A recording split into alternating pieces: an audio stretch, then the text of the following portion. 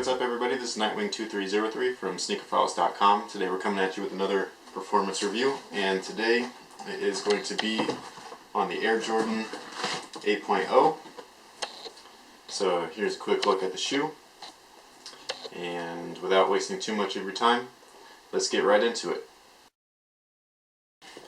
So here is the Air Jordan 8.0. As usual, start off with the bottom of the shoe here. As you can see, there is full-length herringbone traction, which is absolutely perfect. I really liked it, especially from a front-to-back standpoint. Front-to-back meaning front-to-back. Side-to-sides, it was pretty good. We have a few areas, like right here, that have the herringbone wrap up and around, which is nice for rolling and cutting off of screens and things like that. The only area that I had issue with the traction came on the right foot. I'm right-handed, so when I go to do a crossover, I'm going to my left and then, to my right, and then all of a sudden I'm going to be pushing off with my right foot and darting off back into the left area or direction. So this small spot, I mean, it's so small you'd almost not even consider it being an issue whatsoever. But when I would dart back this way, it just touched the floor in a way to where I ended up slipping. It only happened about 3 or 4 times, but when it did happen, it's really not cool, especially when you have the guy or your opponent. You know, he goes for that fake when you jab right, and then you go back left, and you end up falling. Not falling, but it's more like a really smooth glide across the floor, and then you end up landing in a planking position, which is, I wouldn't say it's embarrassing, but it's definitely not cool. So, you know, but that's the only thing that I had an issue with as far as the traction goes. It held up really well as well. This actually would work perfectly for an outdoor court. Cushion on the shoe is absolutely fantastic. It's a huge upgrade compared to the original models and the retros. So the original Air Jordan 8 and the retro Air Jordan 8 featured a polyurethane midsole. The polyurethane was very dense and very hard, much different than what you would see on the Air Jordan 3, 4, and 5. And underneath your footbed, where your foot rests underneath the insole, you had a embedded air unit in the heel, and then a second embedded air unit in the forefoot. They didn't change any of that, which is great. The only thing that they changed is the midsole itself. They took out the polyurethane and they added Phylon. Phylon just, it really made the shoe. I don't know if you're going to be able to see all the creases, but that's just a ton of impact absorption, both in the heel and in the toe area. So there you go. It was just such a smooth ride. It was really, really surprising. They looked pretty clunky. It didn't feel that way at all, especially since they added Phylon. As soon as you took your heel to toe strike, it just felt very, very smooth. And inside of the shoe, you have your Ortholite insole, which added a little bit more comfort. And then directly underneath that, you have that gray, instead of the nylon. And then directly underneath that, there's a little hole right there, and that's right where the airbag is. So it sits directly under your foot, and it feels absolutely amazing. You can kind of see the heel airbag in that this window right here. But yeah, so as far as cushioning goes, I thought that it was fantastic. I usually prefer Zoom Air, but when you have the air units mixed in with the Phylon and then, you know, the Ortholite and all that stuff, it just felt awesome, and I really enjoyed it. So cushioning standpoint, it was pretty much perfect in my opinion from what I'm used to. The materials are a mixture between patent leather here on the toe, and then it raises up right here for the forefoot, and then the midfoot section. Those are flywire pieces. These are kind of like flywire. They have the strands in there, but they're not connected to anything. They're just sewn on to the leather. And then you have the leather on the toe rand and on the heel. So the materials that they use on the upper is very durable. the materials that was on the midsole, as far as like the glues and things like that, it actually started to come apart. I doubt you're going to be able to see that there, but there's that section, and then I think someone stepped on my foot or something, and the midsole just started to peel off right here. So I don't know if you can see that, but the midsole is coming apart off of the upper, which is, it's pretty much a bummer. That happened during the first week of testing. So for a $150 shoe, that's not really up to par in my opinion.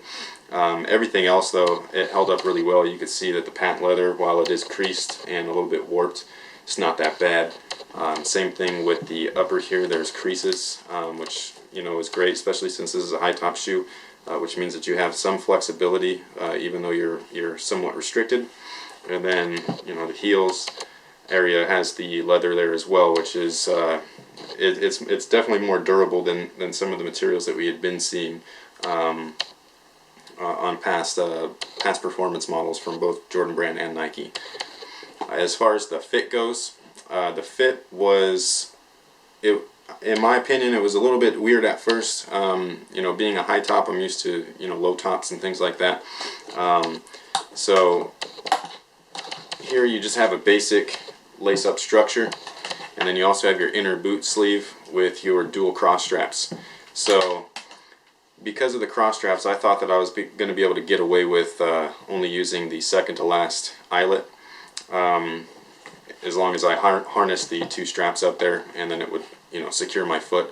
That actually was not the case. I had to lace my shoe all the way up to the top eyelet, otherwise my heel kept slipping out of the back of the shoe.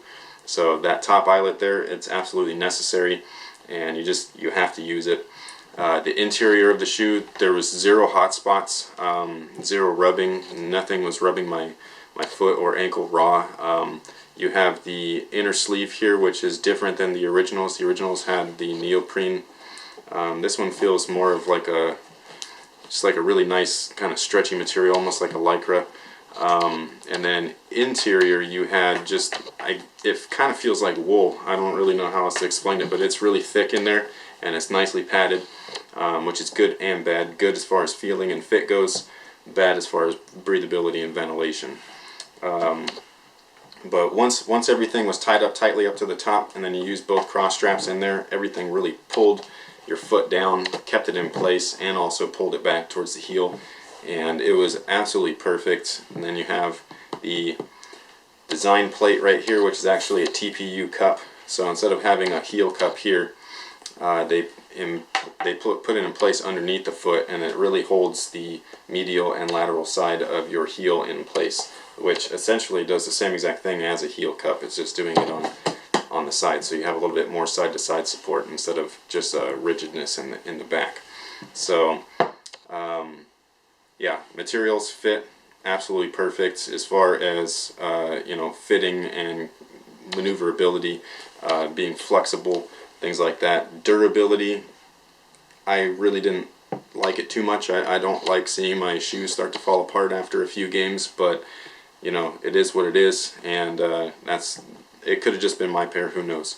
But overall, I did really like it, and if it didn't start to pull away from the midsole, I would have liked it a little bit more.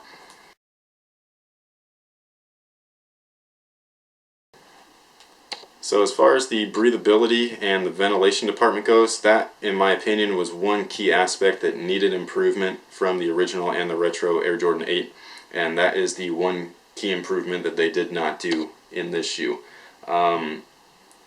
It was an absolute fail, in my opinion. There's really nothing in here. There's no perforations.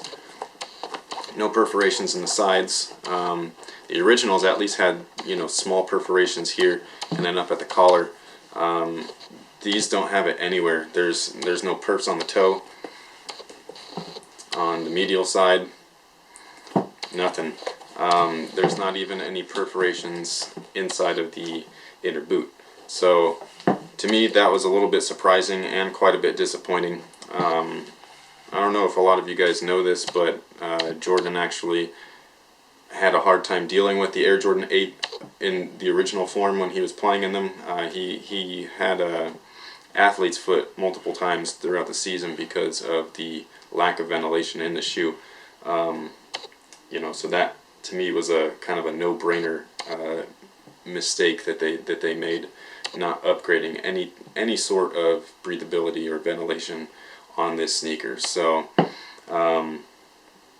you know, there isn't any, and it wasn't good. So that's pretty much that for. Alright guys, so that pretty much takes care of the review on the Air Jordan 8.0. Here's one more quick look. Overall, pretty decent shoe. A little bit disappointed in the ventilation department, since that was a key area that needed improvement from the originals and the retros. And then the durability was a little bit iffy on this. Could have just been my pair, or you know, who knows. But overall, it's a pretty good shoe. I would definitely recommend this, especially for larger players. I wouldn't say larger players, but more of the 3 to 4 spot. If you are a 2 guard, as long as you're inactive as far as, you know, huge crossover moves and a lot of slashing and things like that, because this area didn't keep up well with that aspect as far as like a 4-foot person goes. But overall, it's a very good shoe. So definitely a 3 to 4 spot shoe. 2 guards, if you're a slower guard, wouldn't be a bad idea to pick these up. And you know, so that pretty much is it for the Air Jordan 8.0. Make sure that you stay tuned, because we have a bunch of stuff coming up. So everybody always asks me, you guys got to check out my site, nightwing2303.com. We have the Adizero Rose 2.0s, which are almost complete. We have the Adidas Crazy 8s. We also have the LeBron 9s. And then, last but not least, we have the Zoom Rookie. These are all being tested currently. You can, you know, view the site for teasers and little bits of insight on the performance aspects. We also have some other things coming up. We have Power Grip. This is for your hands. So instead of using chalk, you'd use Power Grip. I don't know how it works yet. I haven't actually tried it. And then coming up very soon is actually going to be a review on Court Grip.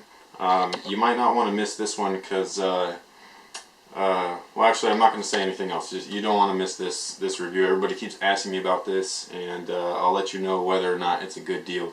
So stay tuned. Thanks for watching. Thanks for all of your support. Make sure to like, comment, subscribe, as well as check out sneakerbottles.com and nightwing2303.com. As you can see, we've got plenty of stuff coming up, so keep a lookout. And until next time, guys, have a good one.